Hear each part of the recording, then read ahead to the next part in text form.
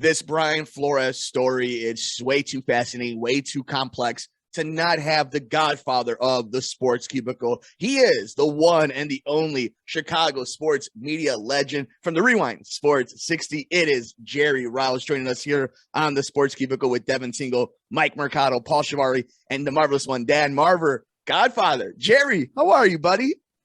Gentlemen, good to hear you. Good to see you. I'm hanging in there despite some personal things that I'm dealing with, but it's always a pleasure to get an opportunity to hear your beautiful, intelligent, knowledgeable voices and to see your impeccable smiles and faces. So thank you.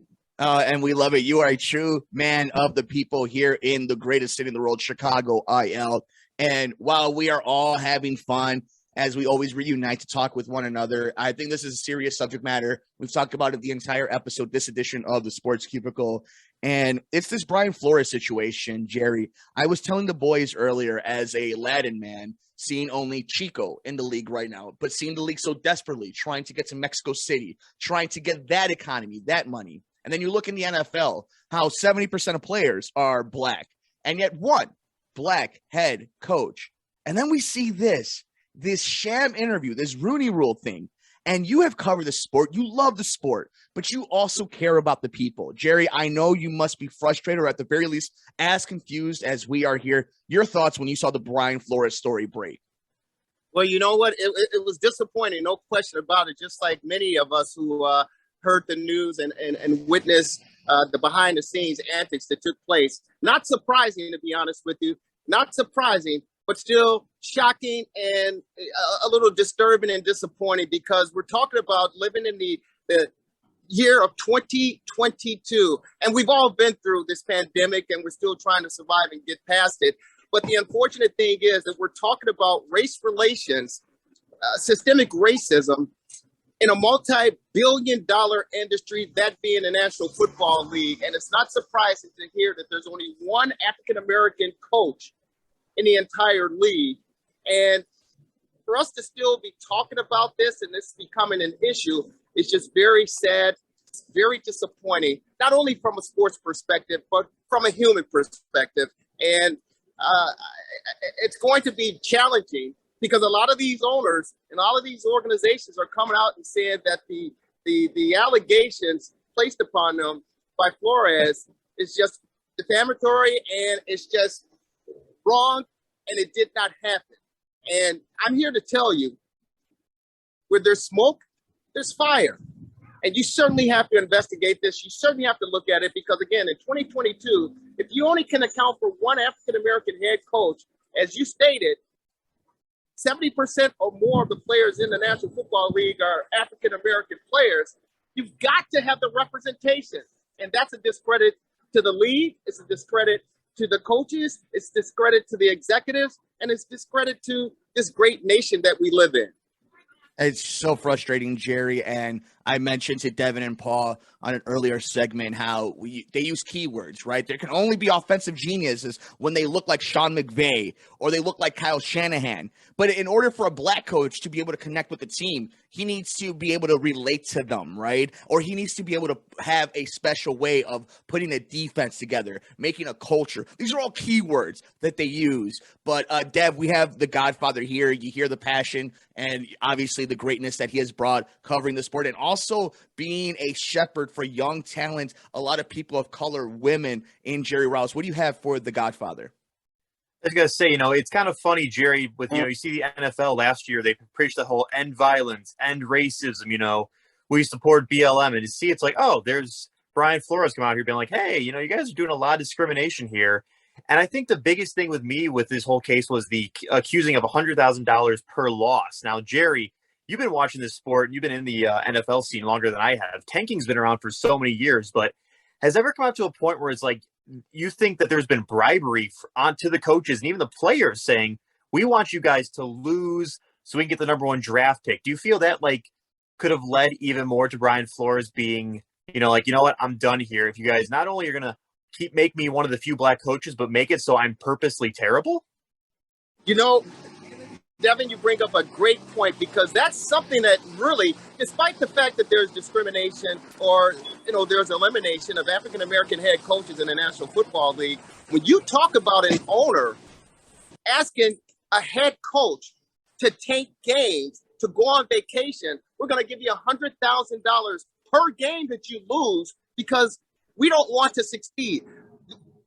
That is definitely crossing the line. That is definitely grounds for investigation, and many are calling for elimination and termination of an owner of the National Football League team, because when you ask your head coach to purposely tank games and you're going to give him $100,000 to look the other way and to do so, it's a discredit again to the coach, the organization, and the entire league of its own right. And you talk about integrity.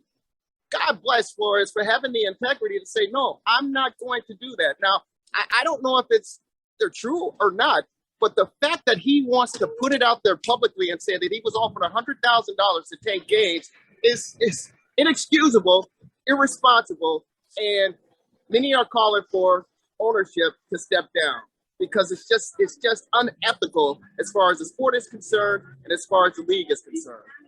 Jerry, you hit it right on the head. Of course, Jerry Riles joining us here on the Sports Cubicle. It's Devin Tingle, Paul Chivari, myself, Mike Mercado, the marvelous one, Dan Marver. Check out all of Jerry's amazing work at the Rewind Sports 60. He is a man of the people, always on top of it, and in the beats, in the vein, the lifeblood of our great city. And Jerry, you hit on this, its integrity, and Brian Flores filled with it. This is the last thing I want to leave you with before we get your final prediction for the big game. But we talk about integrity, and we know tanking's always been part of the game. But here's the interesting thing, right?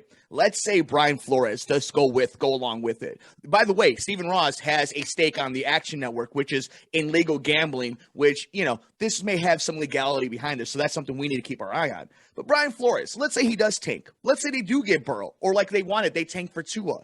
What's the guarantee that he's going to be the head coach for Joe Burrow the next year? You look around the league, a Jim Caldwell, a Leslie Frazier, a Lovie Smith, black head coaches that seem to get fired even when they have pretty good records. So this weird notion that he was going to keep his job even if he had Burrow, the only reason Mike Tomlin has kept his job is because he is arguably one of the top 3 coaches in the NFL.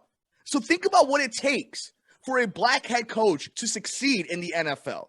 Jerry, before we get to your Super Bowl picks, your final thoughts on this Flores thing that's just, we've been dealing with Kaepernick in years before, but the news that just broke as we get ready, something that overshadowed Tom Brady's retirement and a huge matchup in the Super Bowl. Your final thoughts as the story grows.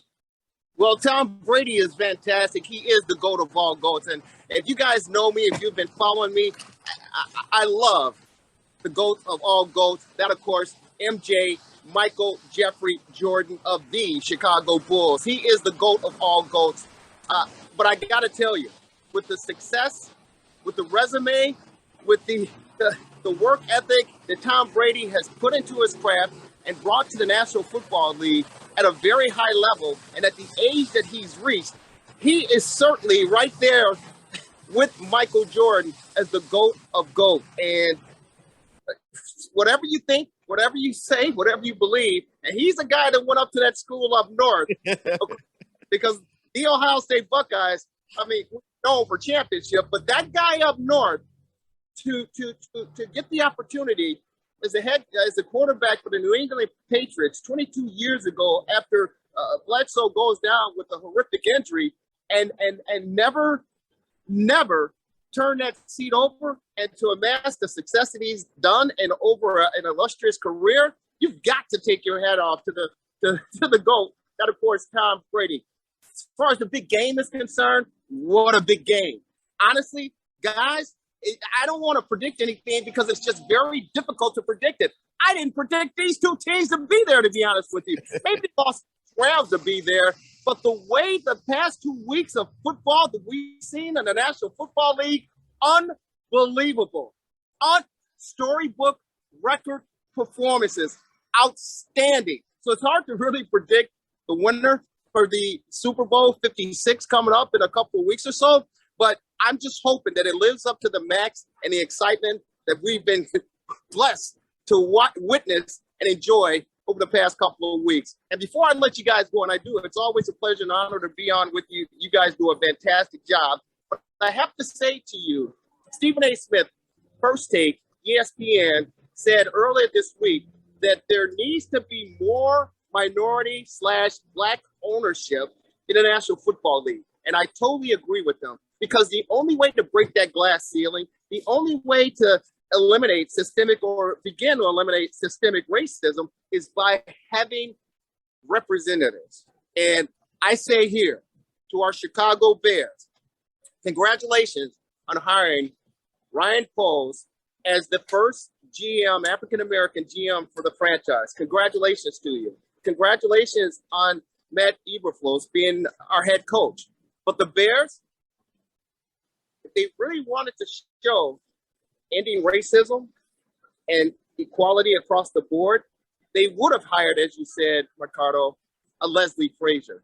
Hey, I don't even mind if you would go out on a limb and look at a Mike Singletary, a Teddy Bridgewater, a Todd Bowles. And I understand and I get that. But the Bears could have run the table, had an African-American GM, an African-American head coach, and an African-American starting quarterback for your franchise for the next 10 to 15 years to set the stage and to turn the tide. But unfortunately, and we do have a good man in Eberflus. I get it. But the Bears, they need to step up to the plate as well. They've hired some assistant African-American coaches on the staff, which is very commendable.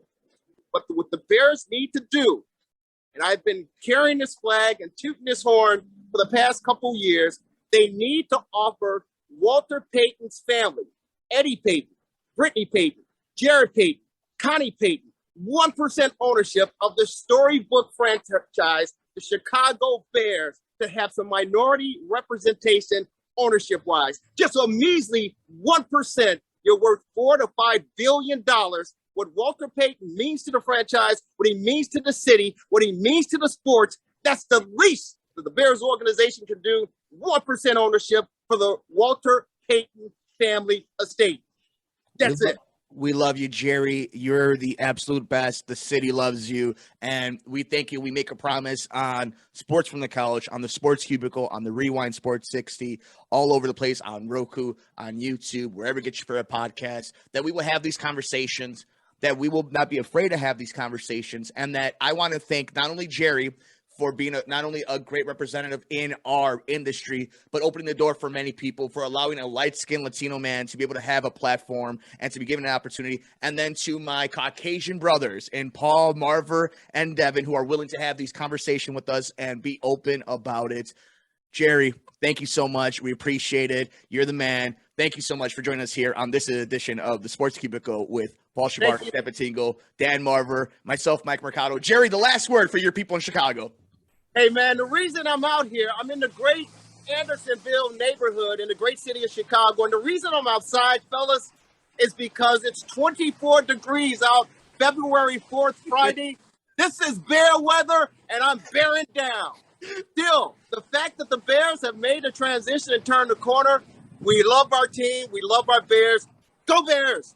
Go Bears, Jerry. We'll talk Bulls. We'll talk Cubs. We'll talk White Sox next time we see you. We love you, Jerry.